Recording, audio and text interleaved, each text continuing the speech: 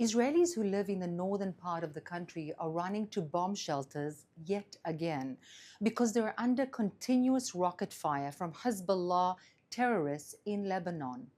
At the same time, the Israeli military continues to strike Hezbollah targets throughout Lebanon. After more than a year of war, everyone is asking, how does the war in Lebanon end? Israel had said that its goal in this war is to create the conditions that allow for the return of more than 60,000 Israelis who fled their homes in northern Israel after Hezbollah attacked them with rockets, anti-tank missiles, and suicide drones. Okay, so what conditions will allow these Israelis to return home? Here's one condition. Hezbollah can't be waiting in the hills to open fire again at a time and a place of its choosing. We're not going to sit and wait for another October 7th style massacre, which is exactly what Hezbollah was planning. In fact, Hezbollah needs to back off. It hasn't backed off, and that's why Israel is pushing it away. Israel's military success against the Hezbollah has opened the door to a diplomatic end to the war in Lebanon. Israel is open to a diplomatic solution, but it can't be a solution that brings us back to the reality that existed before the Hezbollah started this war. So what does need to happen? Israeli journalist Barak Ravid reported that Israel gave the United States a document last week with its conditions for a diplomatic solution to end the war in Lebanon. Israel is demanding that it will be allowed to engage in active enforcement in Lebanon to make sure that the Hezbollah doesn't rebuild exactly as it wants to. Israel is also demanding the freedom of operation in Lebanon's skies. Now, these are very reasonable conditions when you are living next to a designated terrorist organization. Whoever doesn't like these conditions needs to be clear about what really needs to happen. Hezbollah must disarm forever. If the Lebanese army and UN forces do more to disarm the Hezbollah, then the IDF will do less. If the Lebanese army and the UN forces fail to disarm the Hezbollah, then the IDF will continue its operations in Lebanon. Whoever wants peace in Lebanon must keep up the pressure on the Hezbollah until it can never threaten the people of Israel again. The Hezbollah won't be disarmed by the UN resolutions with no enforcement mechanisms, just out of their own free will. The Lebanese army needs to deploy in southern Lebanon and take responsibility for what is happening there. This is a basic requirement of any sovereign country. The Lebanese army needs to inspect a very wide variety of private properties in Lebanon, as the Hezbollah uses Lebanon and private properties within it as a launching pad from which to fire upon Israel, store weapons, and/or for its finances. Last night, the IDF conducted a series of targeted intelligence-based strikes against dozens of facilities in Lebanon used by the Hezbollah to finance its war against Israel. Civilians in Lebanon were warned before the strike so that they could move to safer areas. Most people don't know that Hezbollah has its own banking network in Lebanon. These Hezbollah banks operate separately from the Lebanese financial system. They are not under any supervision of the Lebanese government or the central bank. The Hezbollah has received hundreds of millions of dollars from the Islamic Republic of Iran annually, and this money played a key role in funding Hezbollah's war against Israel. The IDF strikes against Hezbollah's banks are part of its ongoing efforts to degrade the Hezbollah and prevent it from rebuilding in the future. One final item, with your permission today. U.S. Secretary of Defense Lloyd Austin said that an advanced American anti-missile system is now in place in Israel. It's called THAAD, which stands for Terminal High Altitude Area Defense System. It adds to Israel's already formidable missile defense systems. Israel currently has the Iron Dome for short-range missiles, David Sling for medium-range missiles, and the Arrow 3 for long-range missiles. As we have seen in the past year, all of these systems are indeed needed.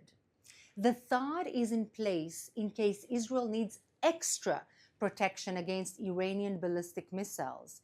A few weeks ago, Iran fired around 200 ballistic missiles at Israel. Israel is expected to respond to this Iranian attack at any moment, and Iran may respond again by firing hundreds of ballistic missiles yet again. We are fighting on 7 fronts, and our relationship with our allies is more important than ever. Now back to you. Let's take some questions from our audience watching live on social media.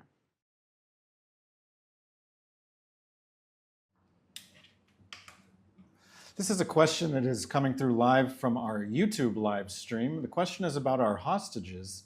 The Israeli Prime Minister has offered amnesty in exchange for Hamas captors who let the hostages go, and at the same time, the former CEO of SodaStream has offered a cash reward for people who release hostages. Are you optimistic now that Sinwar is gone that there will be some type of hostage release agreement?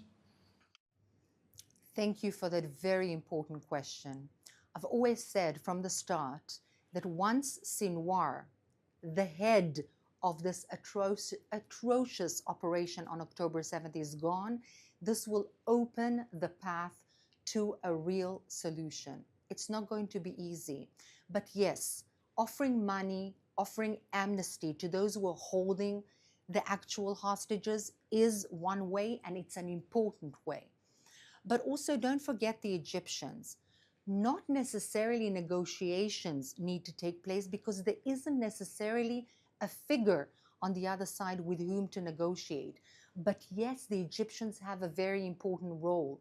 They can have the intelligence, they can go in, they know the area, they know the language, they know the mentality, they can get the intelligence and know where the hostages are. And why would they do that?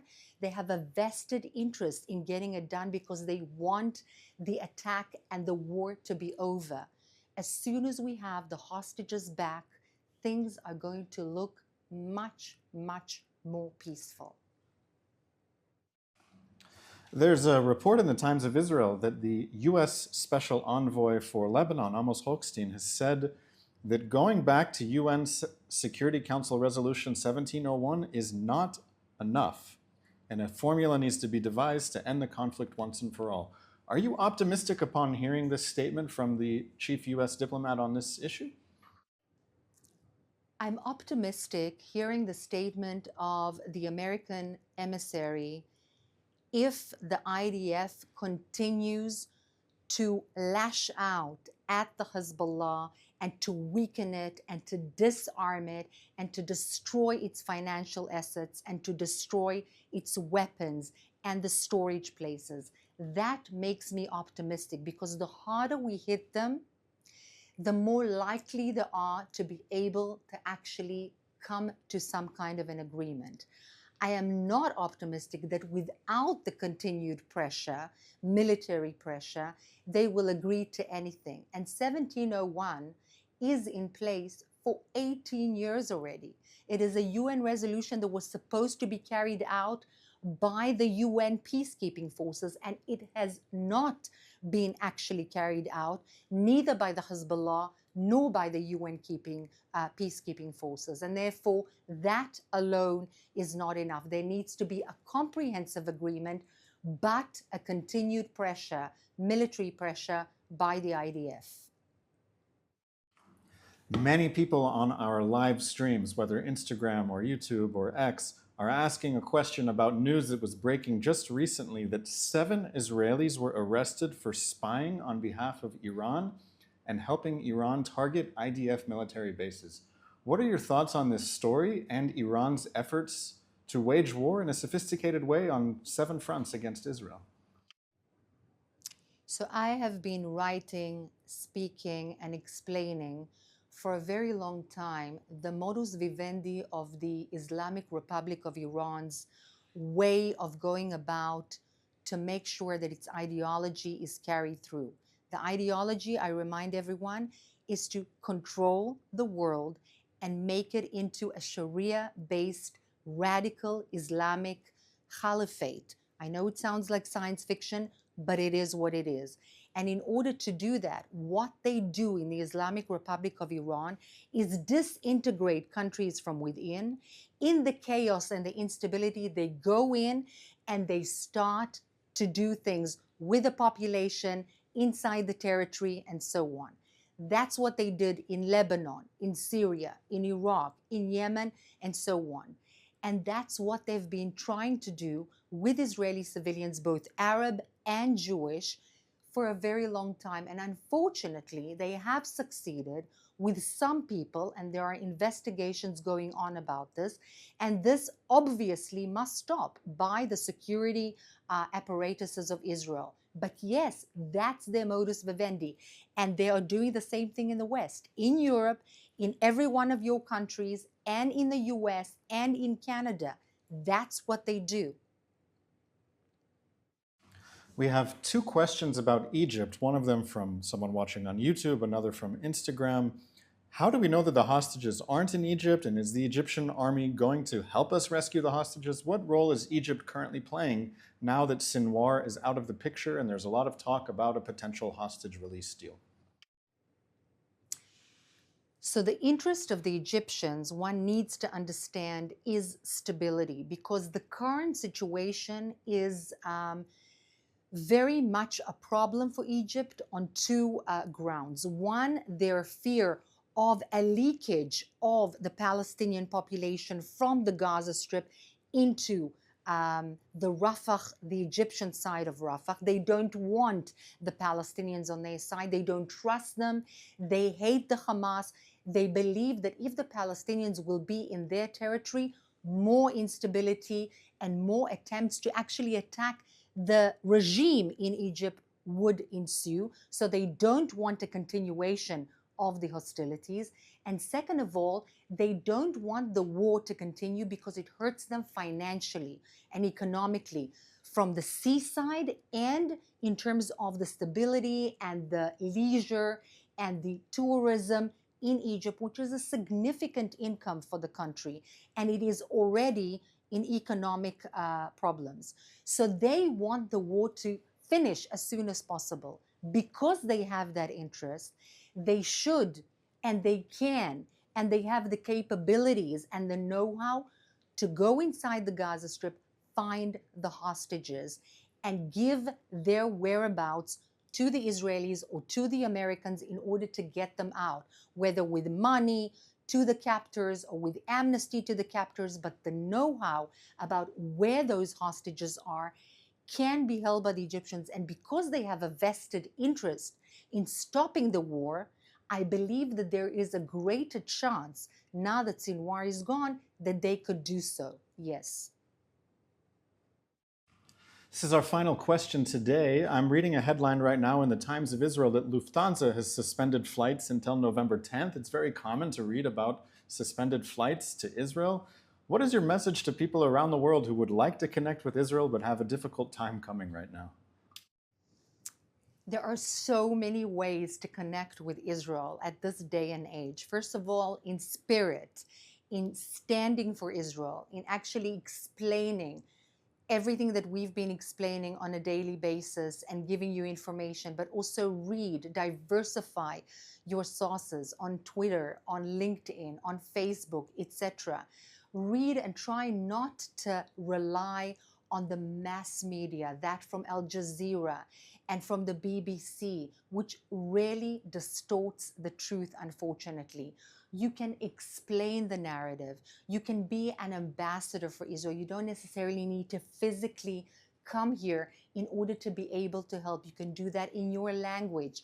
to journalists, to decision makers, to politicians. You can write to decision makers. You can also write and suggest some issues if you have amazing ideas, and we can try and answer that. Just the fact that you want to help doesn't mean you need to physically come here. You have the ability to help, and I believe strongly that each and every one who is actually watching cares enough and has the spirit and the ability to make a difference amidst their own circles. So thank you for asking, and good luck with doing everything that you can. Thank you so much for being with us. We're going to be here tomorrow, yet again, as always, at 3 p.m. Israel time, and we're waiting to see you yet again.